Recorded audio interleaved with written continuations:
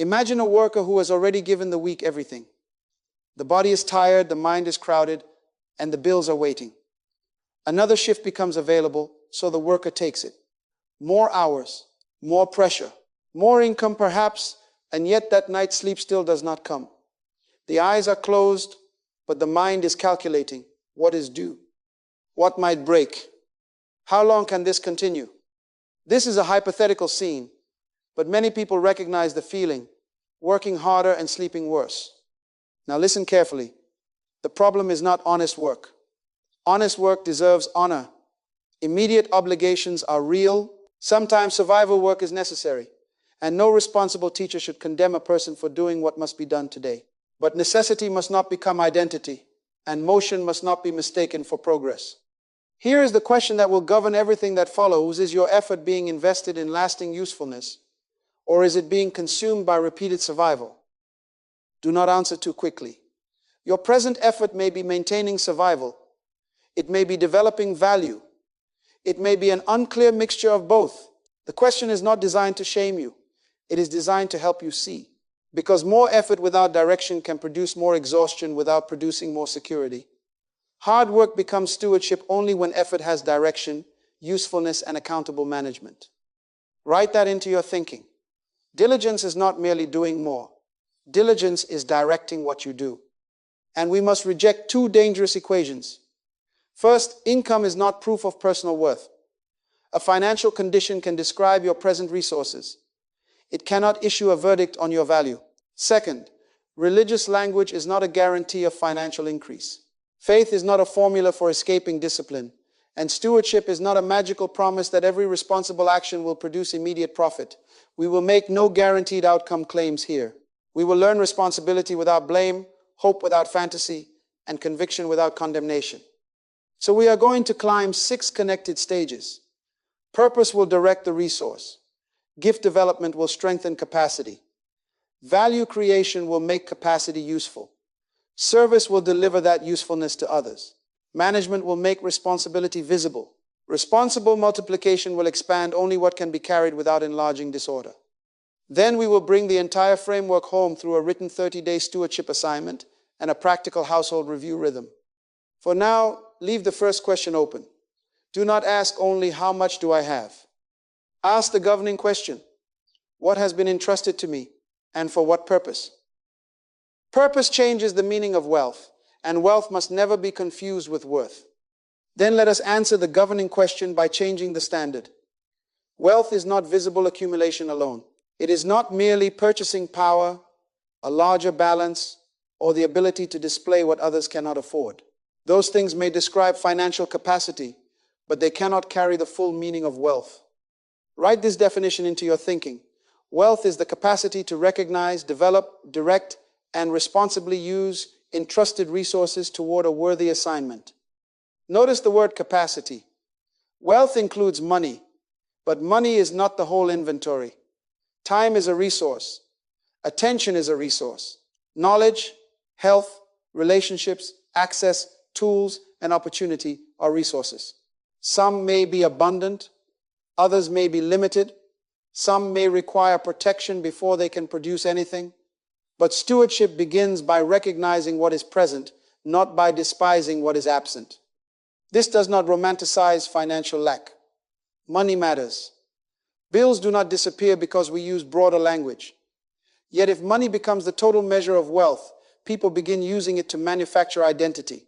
Then spending becomes performance, possessions become evidence, and comparison becomes a private courtroom.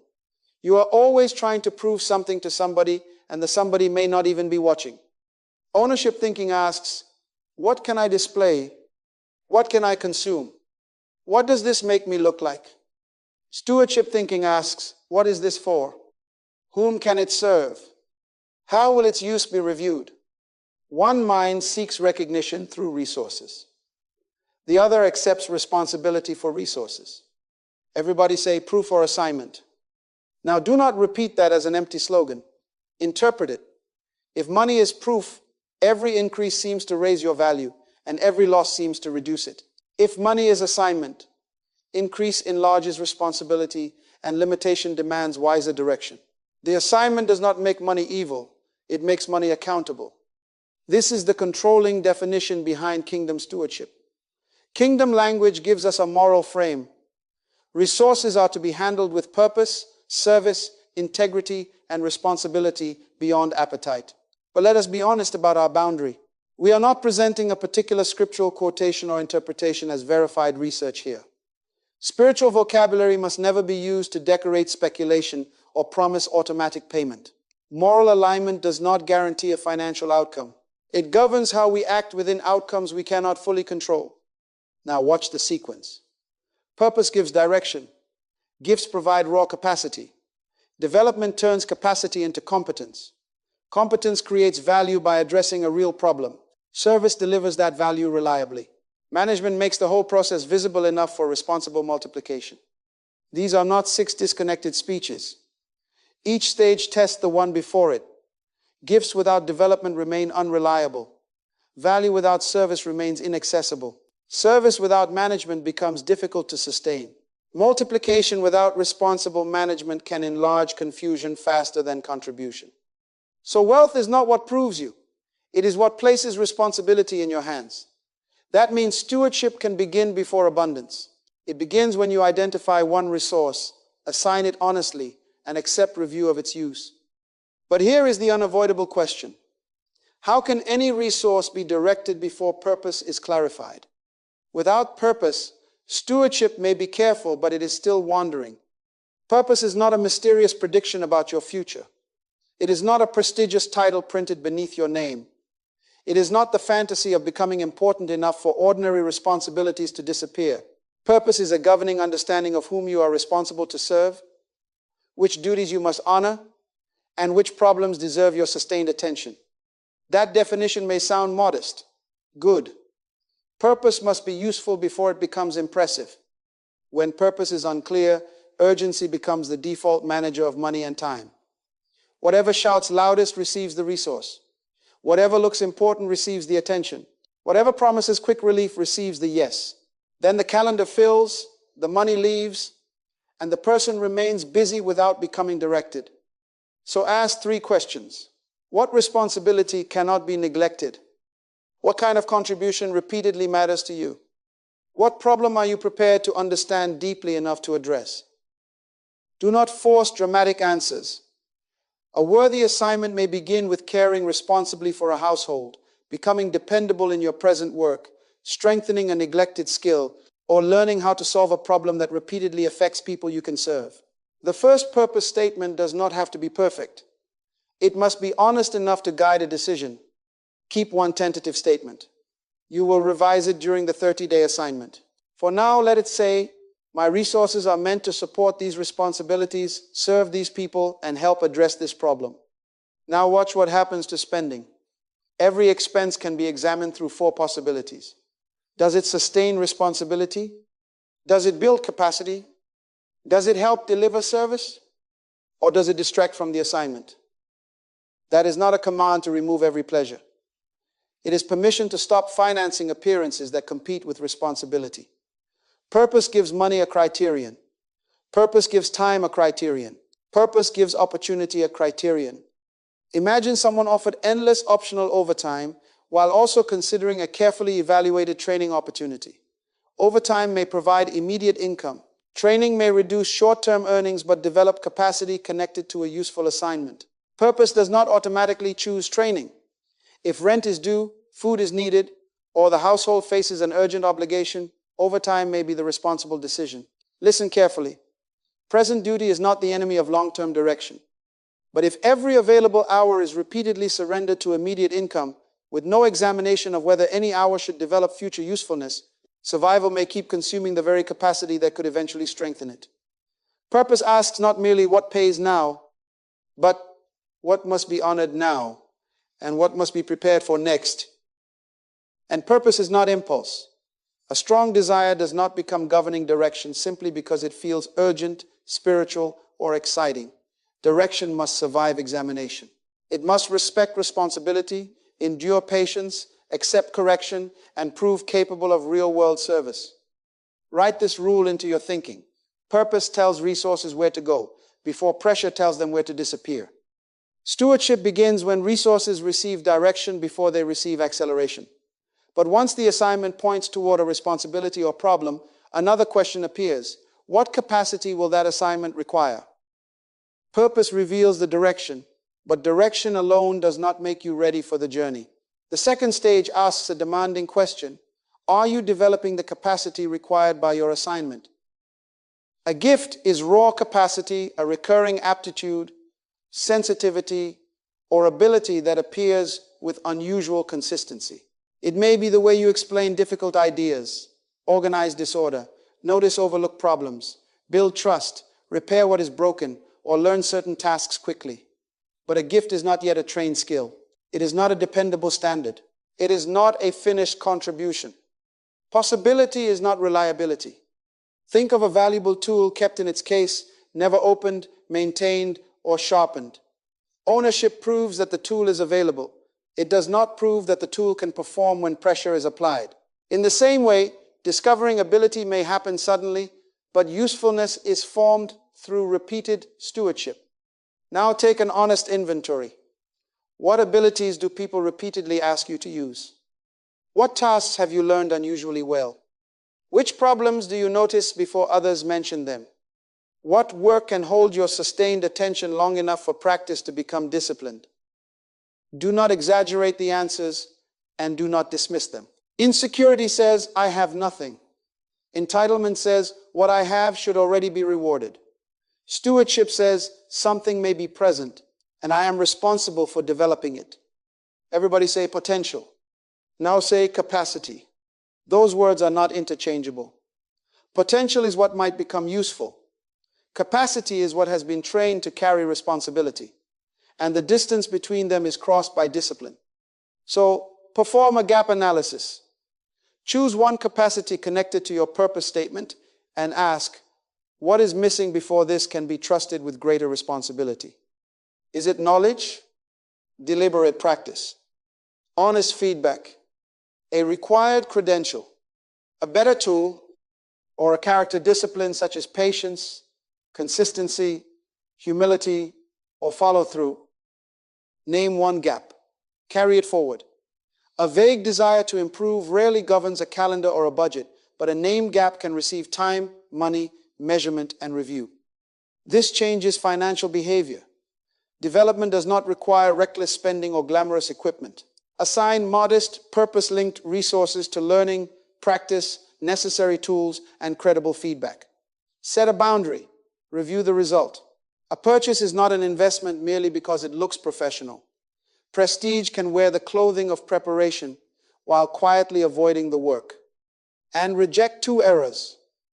Do not bury ability because fear tells you that imperfect beginnings are embarrassing. But do not demand compensation merely because ability feels special. People may recognize potential, but larger responsibility requires dependability. Write this principle into your thinking. What is entrusted as potential must be developed into capacity before it can carry greater weight. Select one capacity. Identify one development gap. Begin practicing with patience, teachability, and ownership. No shame, no fantasy, no guarantee of immediate reward. Just faithful development made visible over time. But once capacity becomes reliable, another question must be answered. Reliable for what? Display, applause, or the solution of a real problem? Develop capacity answers. What can I do reliably? Value creation asks, what useful change should that capacity produce? This is where ability turns outward. Stewardship does not develop capacity merely so the owner can be admired. It develops capacity so responsibility can become contribution. Write this definition into your thinking. Value creation is producing a useful change for a clearly identified person, household, team, customer, or community. Notice that value is not defined first by your effort. You may have worked hard, you may have stayed busy, you may have completed 20 tasks. But activity describes what you did. Value asks what became better because you did it. Which problem became smaller? Which burden was reduced? Which outcome improved? Busyness counts motion. Usefulness examines change. This matters because anxious ambition keeps asking, how can I get noticed? How can I earn more? How can I persuade people that I deserve an opportunity? Those questions may express real financial pressure, but they cannot design a trustworthy contribution. Your need for money does not tell another person what useful result you can produce. So apply a simple value test. First, name the beneficiary. Who specifically should benefit? Second, identify the problem. What difficulty, delay, risk, confusion, cost, or unmet responsibility are they facing? Third, describe the useful result. What should improve? Fourth, define an acceptable standard. What would responsible work look like? Fifth, determine how feedback will reveal whether the change was real. Everybody say beneficiary, problem, result, standard, feedback. Consider an illustrative employee. This is not factual research. It is simply a hypothetical application. The employee stops reporting only, I answered messages, attended meetings, and completed assignments. Instead, the employee begins documenting whether delays were reduced, handoffs became clearer, or preventable errors occurred less often. The tasks still matter, but now they are connected to observable usefulness. And do not confuse value with price. Something can be deeply useful without being monetized. Something useful can be priced poorly. Something can generate profit while producing consequences that responsible stewardship should question. Price is what is charged. Profit is what remains financially. Value is the useful change produced. Integrity asks whether that change is achieved without creating irresponsible harm. Now watch the practical wisdom. Before making a major purchase, launching an expensive plan, or building an identity around an untested idea, conduct a small experiment. Serve a limited group. Observe the problem carefully. Deliver a modest solution. Gather honest feedback. Improve the process. Then decide whether further investment is responsible. Small tests do not prove that success is guaranteed. They reveal whether your assumptions deserve more resources. Let the boundary remain plain. Greater usefulness can improve opportunity, but it does not guarantee income, promotion, demand, or protection from economic conditions. Stewardship does not control every outcome. It makes your contribution more intentional, testable, and responsible. Now formulate one tentative value proposition. I will use this developed capacity to help this beneficiary address this problem by producing this useful result at this standard, and I will test it through this feedback. Carry that statement forward. Do not ask only, how can I earn more? Ask, how can I become responsibly more useful? But even genuine value can remain dormant.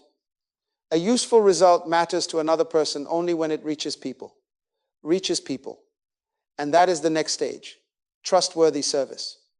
Service is not merely having something useful to offer. Service is the reliable delivery of useful value with respect for both the recipient and the steward. It is the disciplined bridge between personal capacity and another person's benefit. Notice the word reliable. A brilliant solution that cannot be accessed, understood, trusted, or received consistently remains unrealized from the recipient's perspective. Talent may create the possibility of benefit. Reliability makes that benefit available. Now correct a dangerous distortion. Service does not mean exploitation. It does not require chronic unpaid labor, unlimited availability, abandoned health, or the surrender of every boundary. And fair compensation is not somehow unspiritual. Where payment is appropriate, honest service can charge, negotiate, and document terms transparently. Respect must face both directions. The recipient should not be manipulated, and the steward should not be consumed. Ask the service question. Can the intended beneficiary understand, access, trust, and repeatedly receive what is being offered? That question changes ordinary habits. Clarify expectations before beginning. Keep the promises you make. When delay becomes unavoidable, communicate before silence creates confusion. Request feedback without becoming defensive. Correct mistakes without hiding them. Document agreements so memory does not become the entire management system. Where money is involved, explain the price, the scope, and the limits plainly. Some people advertise excellence in 6 places and answer messages in none. They have a beautiful announcement and a missing delivery department. We may smile, but the lesson is serious. Talent cannot substitute for reliability. Consider 3 brief lenses. An employee serves a team by understanding the expected result, completing dependable work, communicating obstacles, and making handoffs clear. An entrepreneur serves a customer by representing the offer honestly, agreeing on terms, delivering the promised standard, and correcting legitimate failures. A household member serves family responsibilities by keeping commitments, communicating schedule or financial changes, and refusing to make others carry avoidable uncertainty. Different settings, the same discipline. Relationships and reputation also belong in the stewardship inventory, but they are not shortcuts for manipulating access or extracting favors. Trust is not a lever you pull when you need something. Reputation is the memory created by repeated conduct. You build it slowly when your words and actions agree, when correction follows failure, and when people learn that your boundaries are clear and your commitments are credible. Write the service commitment connected to your value proposition. State what you will deliver, how the recipient will receive it, what standard you will maintain, how you will communicate, and what fair terms will govern the exchange. Carry these commitments forward. Soon they must be counted, scheduled, and reviewed. Service may bring income, opportunity, tools, referrals, or wider responsibility. None is guaranteed. But if new resources do arrive, another question becomes urgent. What happens when inflow increases without a management system? Value answers a problem. Service carries the answer to the person who needs it. And what service brings into your hands must now become visible enough to manage.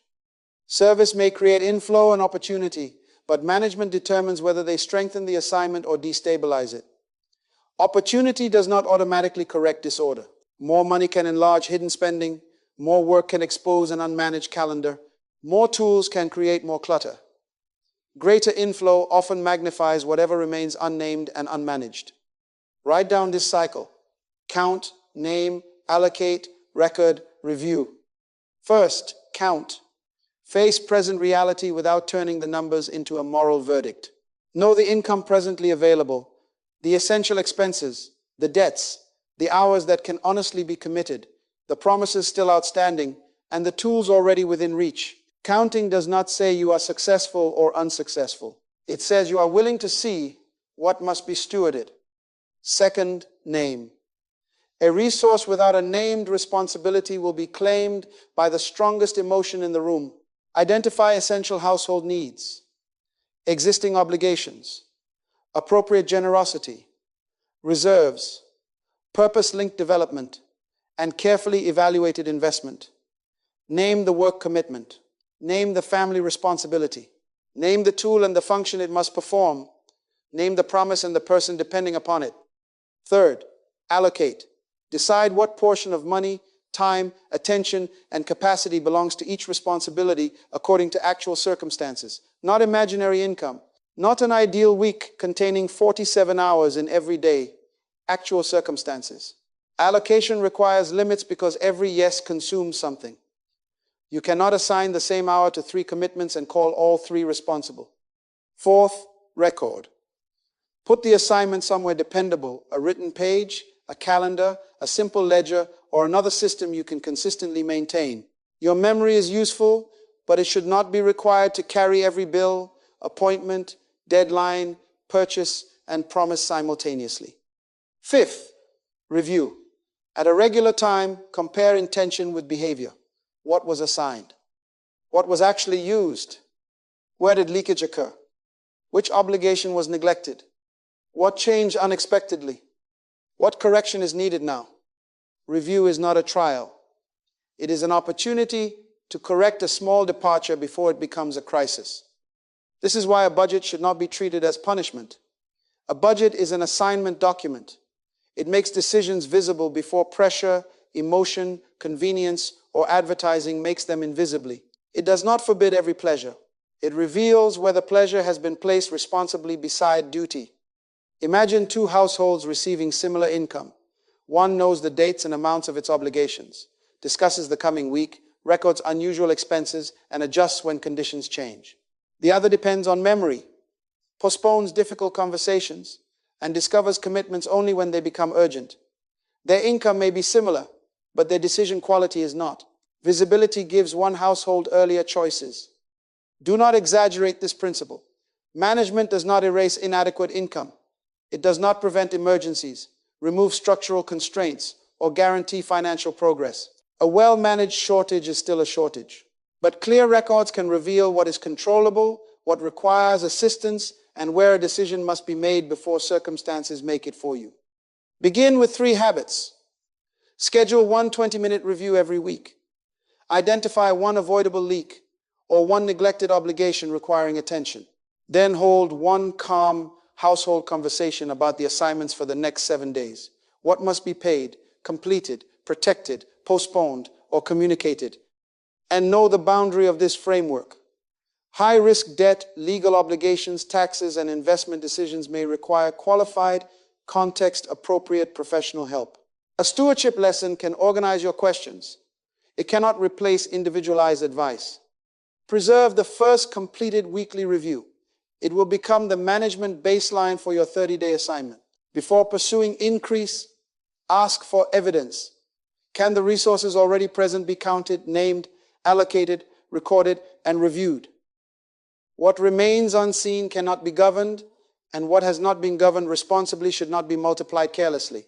Multiplied, that is the next test. Once management becomes visible, growth must prove that it can serve the assignment without becoming another name for appetite. Management gives you the evidence required to decide whether anything is ready to grow. Multiplication is not increase for its own sake. It is the responsible reinvestment of resources so useful capacity, resilience, service, and opportunity can extend beyond 1 transaction, 1 season, or 1 person. Healthy multiplication extends the assignment. Unhealthy increase expands appetite or disorder. Do not confuse multiplication with hoarding. Hoarding collects without purpose. Do not confuse it with uncontrolled scaling. Scaling can spread weakness as efficiently as strength. It is not speculation dressed in impressive language, status consumption presented as success, or the assumption that every risk demonstrates faith.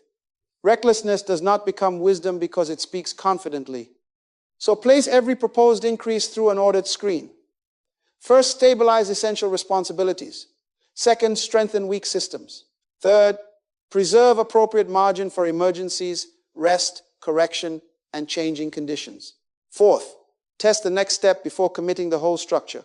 Fifth, expand only what continues to produce useful results at a responsible standard.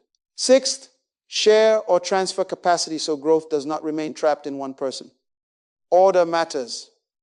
Expansion that weakens existing duty is not automatically progress. Imagine a small service business considering new equipment or additional help. The owner should not ask only, can this produce more revenue? Verify whether demand is sufficiently credible. Examine whether delivery quality can be maintained. Calculate the effect on cash, not merely the advertised return. Identify the downside if demand falls or costs rise. Determine what training will be required. Then ask whether the expansion would endanger household needs, existing commitments, customer promises, or necessary reserves. That examination cannot eliminate uncertainty. It can prevent excitement from impersonating evidence. And multiplication is larger than money. A documented process can multiply consistency. A trained person can extend service. Shared knowledge can reduce dependence upon one exhausted individual. Restored time can protect judgment. Stronger relationships can enlarge trust and cooperation.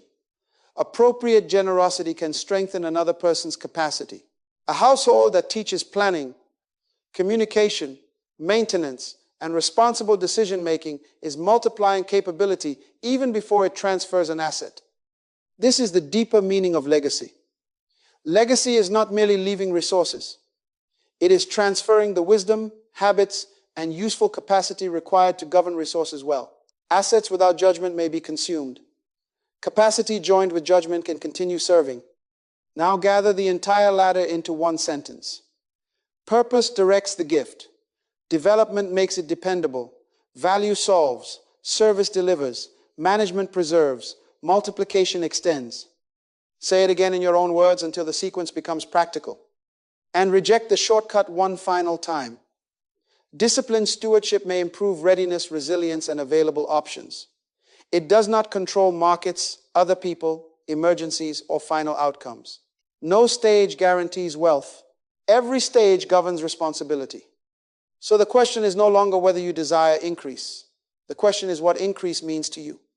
Will you remain a chaser who needs growth to validate identity, or become a steward prepared to answer for use? Hold that question.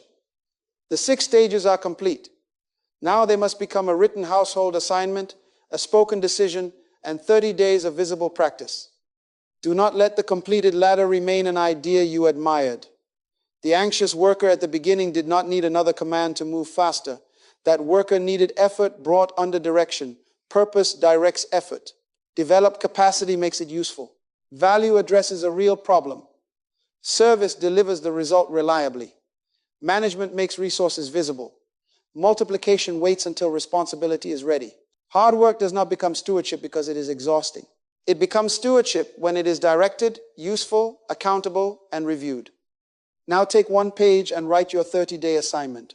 Record your provisional purpose statement, the responsibilities you must support, the people you intend to serve, and the problem you are prepared to address. Name 1 gift you will develop and 1 gap requiring attention.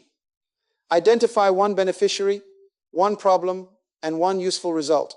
Write 1 service commitment describing what you will deliver and the standard you will honor. Then choose 1 management habit you will practice consistently. Keep it simple enough to use. A complicated page that disappears into a drawer has managed nothing. For 30 days, schedule 1 review each week. Count what is available. Name its responsibilities. Allocate it honestly. Record what happens. Review the difference between intention and behavior. Correct 1 departure. Protect 1 priority. Communicate 1 necessary change. Success during these 30 days is not a dramatic income story. Success is greater visibility, earlier correction, clearer service, and more responsible decisions. Bring the page into 1 calm conversation with your household or a trusted partner. Explain the framework without preaching at anyone. Listen without accusation. Do not use stewardship as permission to control another adult or shame yesterday's mistakes. Agree upon 1 priority for the next 30 days and decide when you will review it together. Now make the choice public enough to govern you. Say, money will not establish my worth. I will direct what has been entrusted to me. I will develop capacity, create useful value, serve reliably, manage visibly, and multiply responsibly. If prayer belongs in your setting, ask for wisdom to choose, discipline to practice, honesty to count, and courage to correct. Do not demand a guaranteed financial return. Ask to become trustworthy with what is already present. The opposite of chasing money is not sitting still. It is disciplined stewardship practiced over time. You cannot command every outcome, but you can become more purposeful, more useful, more accountable, and more prepared. Begin with the page. Begin with the conversation. Begin with the next review.